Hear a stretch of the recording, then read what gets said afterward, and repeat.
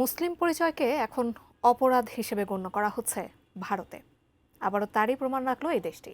এবার সেই তালিকায় যুক্ত হলো নামাজ পড়াকেও অপরাধ হিসেবে চিহ্নিত করার ঘটনা। অনুমতি ছাড়া নামাজ পড়ার অভিযোগে উত্তরপ্রদেশের বরেলি জেলায় 12 জন মুসলিমকে আটক করেছে ভারতীয় পুলিশ। এ নিয়ে বিস্তারিত জানাচ্ছেন মেহেদি হাসান।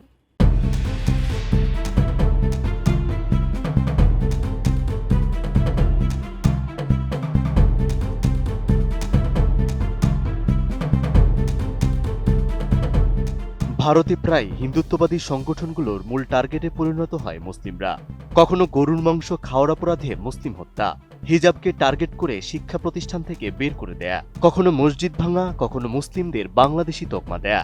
আর এবার সেই তালিকায় যুক্ত হলো নামাজ পড়াকেও অপরাধ হিসাবে চিহ্নিত করার ঘটনা।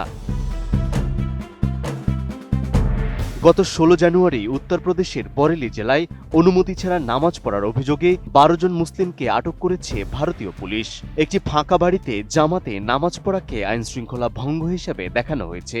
এই ঘটনাকে ঘিরে নতুন করে প্রশ্ন উঠেছে, ভারতে মুসলিমদের কোনো ধর্মীয় অধিকার আদৌ আছে কিনা। এই ঘটনাটি ঘটেছে উত্তরপ্রদেশের বরেলি জেলার মোহাম্মদগঞ্জ গ্রামে। মূলত একটি ফাঁকা পরিত্যক্ত বাড়িতে মুসলিম সম্প্রদায়ের মানুষ নিয়মিতভাবে একসঙ্গে নামাজ আদায় করছিলেন। আর এই নামাজের একটি ভিডিও সামাজিক যোগাযোগ মাধ্যমে ছড়িয়ে পড়লে বিষয়টি নিয়ে আপত্তি তোলে স্থানীয় উগ্রপন্থী হিন্দু বাসিন্দারা।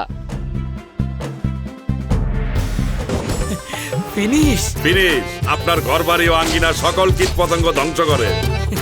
এই ভিডিওটি পুলিশের নজরে আসলে পুলিশ ঘটনাস্থলে পৌঁছে 12 জনকে আটক করে। তাদের বিরুদ্ধে এলাকার শৃঙ্খলা ভঙ্গের অভিযোগ আনা হয়। পুলিশ দাবি করে ওই বাড়িটি কয়েক সপ্তাহ ধরে অস্থায়ী মাদ্রাসা হিসাবে ব্যবহার করা হচ্ছিল। এর জন্য কোনো প্রশাসনিক অনুমতি নেওয়া হয়নি। বরেলির দক্ষিণাঞ্চলের পুলিশ সুপার অংশিকা ভর্মা বলেন, অনুমতি ছাড়া কোনো ধর্মীয় কার্যক্রম বা সমাবেশ আইন লঙ্ঘনের শামিল। এই ঘটনার পর আটক 12 জনকে ম্যাজিস্ট্রেটের আদালতে হাজির করা হলে জামিনে মুক্তি দেওয়া হয়েছে। তবে পুলিশ জানিয়েছে এই ঘটনায় আরও 3 জন পলাতক রয়েছেন এবং তাদের খোঁজে অভিযান চলছে। প্রাথমিক তদন্তে জানা গেছে ফাঁকা বাড়িটি হানিফ নামে এক ব্যক্তির মালিকানাধীন এবং শুক্রবারের নামাজ আদায়ের জন্য সেটি ব্যবহার করা হচ্ছিল। আর তাতেই হিন্দু সম্প্রদায় ক্ষোভে ফুঁসে ওঠে। এর আগেও মহারাষ্ট্রের কল্যাণ শহরে আইডিয়াল কলেজে ফাঁকা ক্লাসরুমে নামাজ পড়ার অপরাধে মুসলিম শিক্ষার্থীদের কানে ধরে ক্ষমা চাইতে বাধ্য করে বিশ্ব হিন্দু পরিষদ ও বজরং দল। সেই ঘটনার ভিডিও তখন মুসলমানদের মধ্যে তীব্র ক্ষোভের জন্ম দিয়েছিল। মানবাধিকার সংগঠনগুলোর তথ্যমতে ভারতে মুসলিমদের বিরুদ্ধে সহিংসতা ও প্রশাসনিক দমনপীড়ন ধারাবাহিকভাবে বাড়ছে।